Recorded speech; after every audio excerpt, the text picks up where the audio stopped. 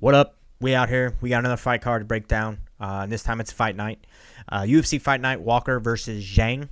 It's this Saturday, August 23rd. It's at 5 a.m. Central Time because it's in China. Nice early card out there in Shanghai. It's an alright card. It's not like anything spectacular. They did send some decent names over there, but it's a lot of guys who I'm like, I don't really have any clue who this is, or I've only seen one or two of his fights, so I'm not confident enough to really dive in and throw some money on it. But we'll go ahead and start here with Michel Pereira versus Kyle Daukaus, Chris Daukaus' brother. Fun scrap, kind of a weird one. You got Michel Pereira at a bit of a crossroads. He's moving back up in weight to middleweight, from what I understand, from welterweight, which he was actually doing okay at, but I think the weight cut was just a little too taxing for him. It was cutting into what little bit of cardio he barely has to begin with, and then his chin as well. And you got Kyle Daukaus, who was cut from the UFC for a while, and then he came back. I think he was on a bit of a tear, though, in, what was it, CFFC, the Cage Fighting Fury something or another, Cage Fury Fighting Championship, maybe. Let's see. So, again, the Darce Knight, Kyle Daukaus, 32 years old, 15-4. 11 of his wins are by submission, so obviously the guy favors the jiu-jitsu. To be specific, the Darce, otherwise his nickname would be something, I don't know, the Rear Naked Warrior, the Triangle Tickler. I'm not a nickname guy. But like I said, 4 wins in a row, CFFC, 2 subs, 1 KO, 1 decision. Stylistically, I don't know. He's got like a big wide frame, very square build. It's a little bit weird. It kind of reminds me of like a melted version of Rory McDonald or something, like a square, out of shape version of Rory McDonald. Maybe it's just the face. Southpaw, somewhat flat-footed, keeps the hand cocked by the chin there, and does the lead hand out there reaching, pawing at shit. He does have a pretty mean right cross, right straight. Brushed his hair out of the way like a moron. I think he's trying to go for the Dustin Poirier, the old salon quality look. Takedowns are all right. Wrestling is honestly not anything to write home about. He kind of flops into takedowns sometimes or wants to pull guard or something like that. So I don't know. I'm just not overly impressed with the guy. I kind of get why he was cut. And he's going against a dude here. Michel Pereira, who's 31 years old, 31-13, 11 wins by knockout, 9 by submission, 11 by decision. Absolute physical freak. He may be coming off of 2 losses in a row, but I don't know that this is super indicative. Why did I think he was at welterweight prior to this? It's been a minute since he's been at welterweight, I guess. Either way, physical freak, dude's a beast. Absolutely zero gas tank is the real problem here. Grappling, wrestling leaves a little bit to be desired. He can kind of snatch some stuff up, but I think he gets by on physicality. It's not like he's this technician or anything like that. Every physical advantage you could possibly have goes to Michel Pereira in this fight, I think. I think he's faster, stronger, he's more explosive, probably has faster reflexes, like just everything. I do think he's probably going to catch Kyle Daukaus early. Now, if it goes to the ground, Daukaus is clearly going to have better jiu-jitsu. I don't even know, honestly, that he's going to be able to wet blanket Michel Pereira as much of a physical advantage he's going to have. Now, the square, wide build of Kyle Daukaus lends itself to that kind of style. He can be heavy and kind of drape himself on you, really throw his weight on you and wear on you and be taxing on your arms and cardio. So maybe he wet blankets Michel Pereira into a submission or like a wet blanket decision win or something like that, but I just don't see it happening. And the dude's too slow. He's too flat-footed. Michel's going to catch him, probably knock his lights out. I'm trying to avoid cussing early. Next, Rongzhu versus Austin Hubbard. Decent scrap. Rongzhu, kind of a young up-and-coming talent. Let's pull him up here. 26-6 to Austin Hubbard, 16-9. Like I said, he's a young guy. He's 25 years old. 15 of his wins are by knockout, 6 by submission, 4 by decision. I'm going to drink oil. One loss by KO, 4 by sub. So, guy clearly has a bit of a deficit in the grappling submission department. Coming off a decision win over Cody Steele, which was, pretty decent win there. Cody Steele is no slouch. TKO lost to Chris Padilla prior to that, though. Orthodox, bit of a flat-footed style, not unlike old Daukaus that we were talking about earlier. More athletic than that guy, though. Leg kicks, he was getting chewed up a little bit from Cody Steele with those. Likes to feint, throws the old hip twitch there, kind of keep you guessing, keep you reactive. Good front kick to the body, I was noticing. He's standing a little bit upright, so if old Austin Hubbard wants to mix in the grappling, I could see that being an avenue for success for him. Throws hard, but he does wind up a lot as well, so it's a little bit predictable. You kind of see him coming and can get out of the way, or if you're defensively sound, slip with him and counter. Going against the guy here, Mr. Austin Hubbard. A little more seasoned than Rongzhu, but he's still not exactly an old guy or anything. 33 years old, 16-9, 5 wins by knockout, 2 by sub, 9 by decision. Coming off 2 losses in a row, one to Alexander Hernandez, who cost us some money last weekend, and then after that, Markel Medeiros. 2 split decisions, though, so one judge, at least on both those, gave him to Mr. Hubbard. Former Ultimate Fighter guy. Orthodox, got a bit of a wide, kind of longer stance, so he too is susceptible to the low kicks if Rongzhu wants to implement those into his game. Pressure, likes to come forward a lot, kind of has the slow, steady pressure forward, decent jab, decent front kick. Durable, but he kind of relies on it a bit. He gets tagged up some, so I worry about that against a power puncher. Rongzhu's kind of right there in the middle, so I don't necessarily know he's going to go out there and shut his lights out. Struggles with high-level movement, like Alexander Hernandez, who was kind of chewing him up and keeping on the movement. I guess I lean a little bit towards Rongzhu here, just for the age. I think he's maybe a hair more physically gifted, maybe a hair more power, and maybe a hair more speed as well. But Austin Hubbard's kind of tricky, and he's kind of a savvy guy here, so he may pull something out of his hat. I think he's been fighting probably a higher level of competition for longer as well, but I lean towards Rongzhu. What are the odds on that one?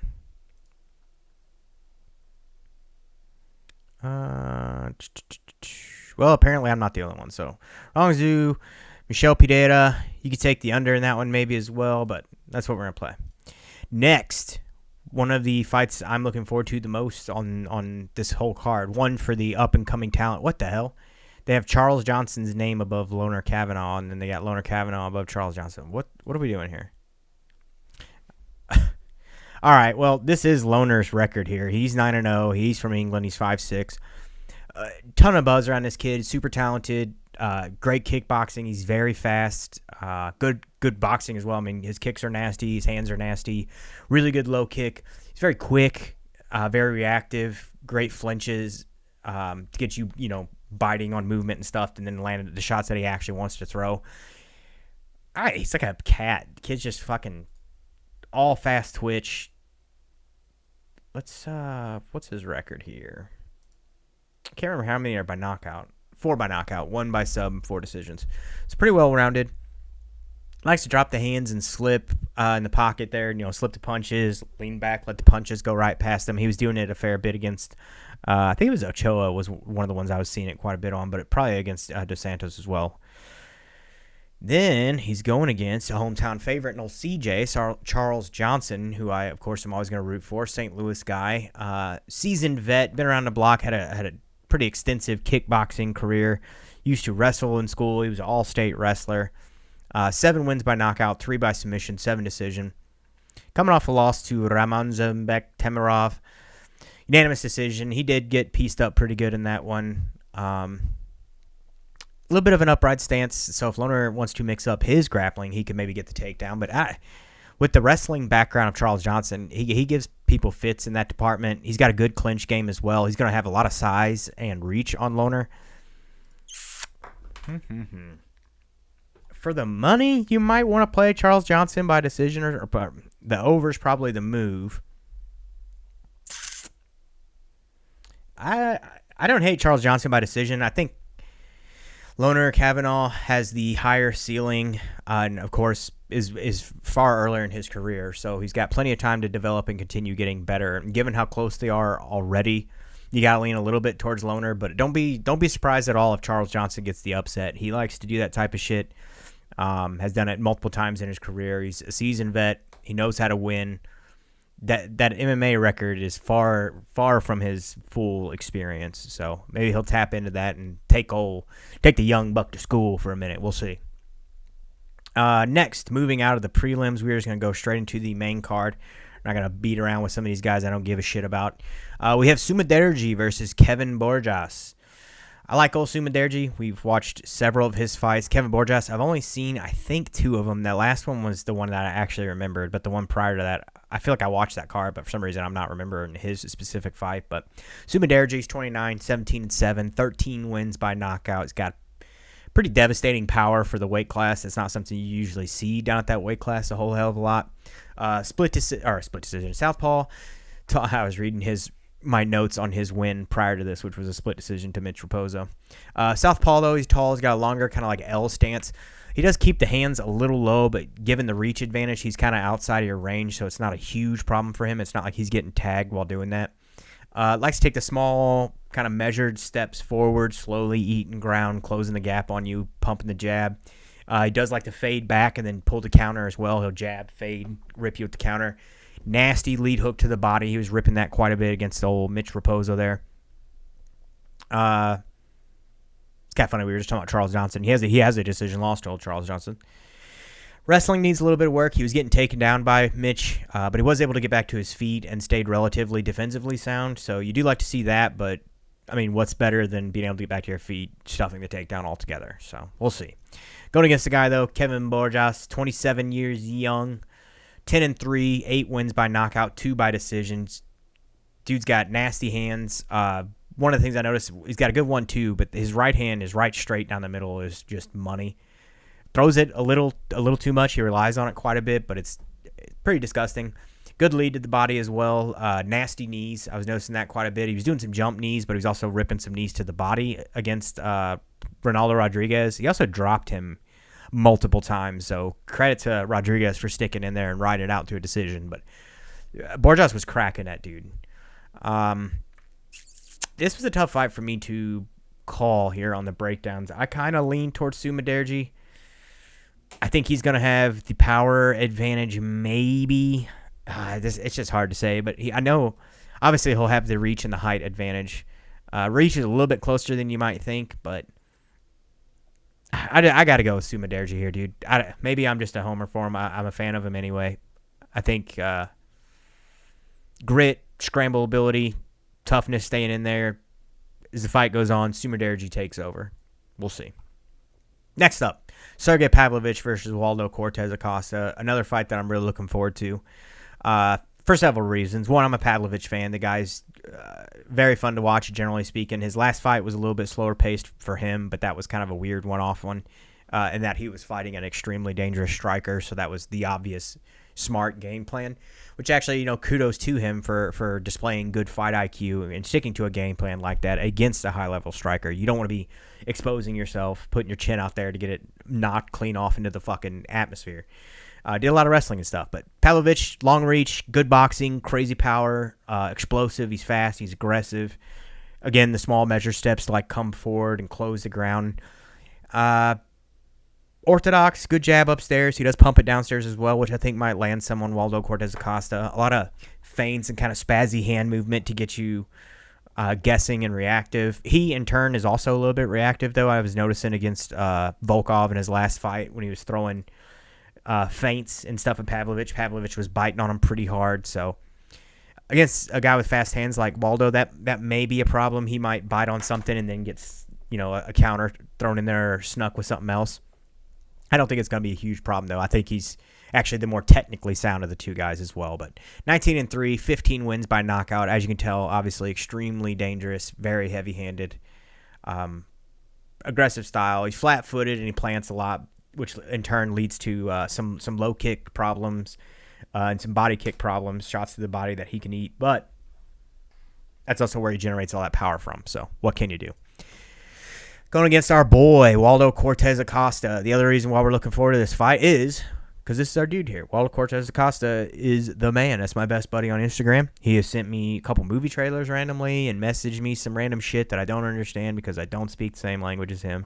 But he's fucking cool. We saw him here in St. Louis. He derailed Robelis to Spain, which we posted the video onto our Instagram and Twitter, or X at the time, I believe. But either way. Cool dude. Good striking. Used to be a baseball player.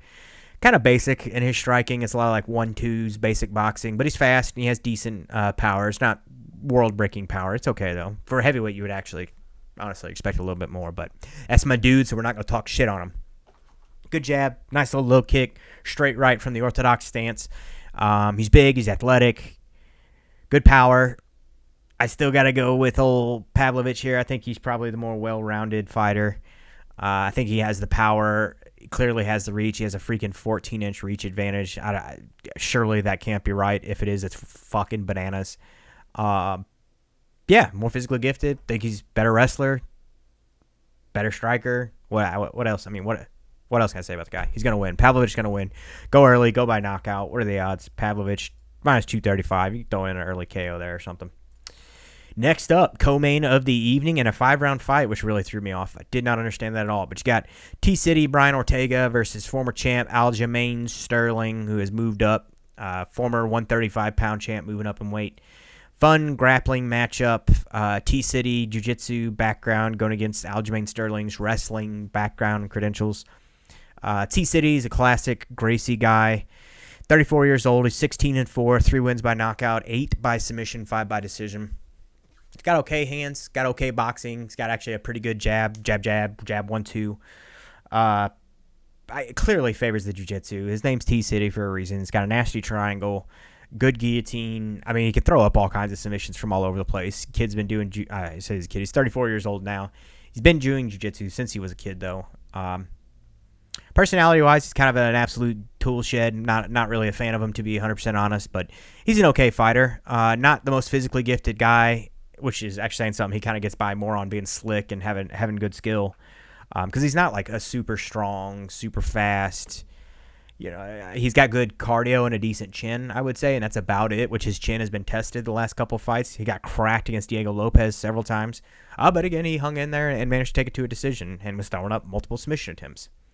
But he's going against the Funkmaster here, Aljamain Sterling. Fun fighter. Funky fighter indeed. Very unconventional in his striking. Unconventional in his wrestling and his grappling as well, honestly. Pulls off some pretty crazy stuff. He has like a Suleyev stretch. Crazy backpacking ability. I've never seen somebody be able to retain back control as well as Aljamain Sterling does. It's something I actually have always struggled with in jiu-jitsu. And he just makes it look so freaking easy, and it's just so good at it. It's like, god dang. Some of that has to be his build, his long legs and stuff. Obviously, being able to get the body triangle in helps, but even so, he's pretty spectacular at it. Good wrestling. He's explosive, fairly fast fighter. The striking's pretty unconventional, hence the name Funkmaster, but he's got good kicks, good powerful kicks as well, throws them high and low. The hands, they're okay. I would give the edge to T-City here in the hands.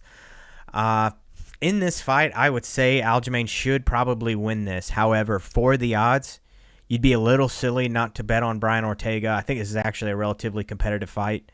Aljamain's probably going to have the physical advantages early, but don't at all be surprised if Ortega either one cracks him because Aljamain's chin is not all that, or two throws up some kind of submission. I don't think Aljo's going to be trying to stand with him for very long. I think he will be trying to go for the takedowns and stuff, and that plays right into what Ortega wants. Now, will he fade or be able to pull something off? I don't know. We'll see.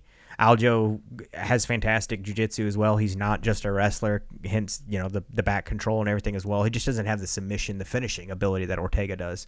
So for the odds, I think they're a little lopsided. Ortega, to me, is clearly the more dangerous fighter. I just think Aljamain is the better fighter. So we'll play Ortega. Aljo should probably win, but we're going to play Ortega. And then last but not least, we have the main event of the evening. Exciting matchup. We have old Johnny Walker versus Zhang Mingyang, China's own. Headlining the card. You would honestly expect Aljo and Ortega to be headlining the cards. They are far and away the bigger names, but given that it's taking place in China, you got to have some hometown talent headlining the card. But you got Johnny Walker here, 33 years old, 21-9, 16 wins by knockout, 3 by sub, 2 by decision. He's lost 6 times by knockout, 1 by sub, 2 decisions. To reiterate those 6 knockouts too, they're always brutal. They're never he just kind of gets wobbled and they stop the fight. It's always him flatlined, stiff as a board, just dead. So I kind of worry a little bit about this guy's brains, about a CTE for him. Coming off 2 pretty nasty KOs in a row. That Vulcan one, there was a follow-up shot that left him, again, stiff as a board. Fight ability-wise, he's a big bastard. He's very explosive. Great power. He's just very reckless, throws wide and wild. all the physical gifts, none of the technical fight IQ that you would like to see, which is a shame because you would actually think like, okay, this guy could maybe potentially be like champion material if he could put it together and get with a team that is going to shore up his glaring holes in his defense and the offense, in his defense and his offense, really, because honestly, he opens himself up in the offense. So he's got glaring holes on both sides of the game. While also having all the physical gifts in the game, which is kind of a shame to see. His brother has made a pretty big splash in the UFC with a couple heel hook wins in a row. I don't know. It's good that Johnny Walker took some time off after those two knockouts 6 months apart last year. He's since taken over a year off. That's good. I think he needs to rest the brain. Maybe it'll help the chin a little bit. But, of course, going against the guy here, the Mountain Tiger, Mingyang Zhang, who is just fucking a nasty, dangerous striker as well. Like, it's not that there are any good matchups for Johnny Walker at this point, but this is, in my opinion, one of the worst ones. It's a very dangerous, very volatile striker who only wins by finish. 13 knockouts, 6 submissions. Now, he, too, has been KO'd several times. But this is a rough matchup here. Mingyang, he's orthodox fighter. He's tall, big guy. He's got freaking tree trunks for legs, very hard kicks. Johnny Walker is going to have a size advantage, but Mingyang is no punk here. Mingyang Zhang, however you say his fucking name. He's no slouch. No, he's not a small dude by any means. He's got a great chin compared to Johnny Walker. Not a ton in the way of head movement, not dissimilar to Johnny Walker, when he starts getting teed off on, he kind of just shells up and stands there and just hopes his blocks will do it, and then people sneak right through the guard and just rock him. Zhang's got a better chin, at least for that, though. He's got good combos. He doesn't throw just one or two. He actually pieces them together pretty well, he's got that definite advantage over Johnny Walker, who, given his propensity to shell up when the shots start landing, if Zhang gets one good flurry off, I could see that being the end of him, the end of Johnny Walker. He's going to get one or two punches, gather some momentum, Walker or shell up, and then Zhang is just going to start teeing off on him, rip to the body, rip upstairs, and probably knock him out. Decent hips, though. Johnny Walker, you'd like to see maybe come out and implement some wrestling. Zhang did do a decent sprawl against Anthony Smith a couple different times after he hurt Smith, who was just doing the most god-awful dog shit shots on planet Earth. But, yeah, I don't know, man. It feels like a pretty clear-cut win for Mr. Mingyang here. I would say maybe, which they don't even have his odds up. I find it a little bit weird. You could maybe take him first-round KO or early KO, something like that. You could always hedge it. I would personally probably play the under 1.5. It's probably going to be pretty juicy odds, but anything, minus 200 or under, you could probably play. You could even maybe put two units on it, because either way, one of these dudes is going to clip the other one, and both of them have been finished. So I think the under is a pretty safe bet. If I have to pick a guy, we're going Zhang Mingyang. So that is it. Walker versus Zhang, fight night. Should be a good one. Or not even really a fight night. It's freaking 5 o'clock in the morning. So get up, get your breakfast in you, get you some fucking Wheaties and watch the fights, lose some money on them, get pissed off, and let it ruin your Saturday. That's it for the breakdown. Like, comment, follow, subscribe, share it, do everything. Help me out, help brother out, and we will see you guys next time. Peace out.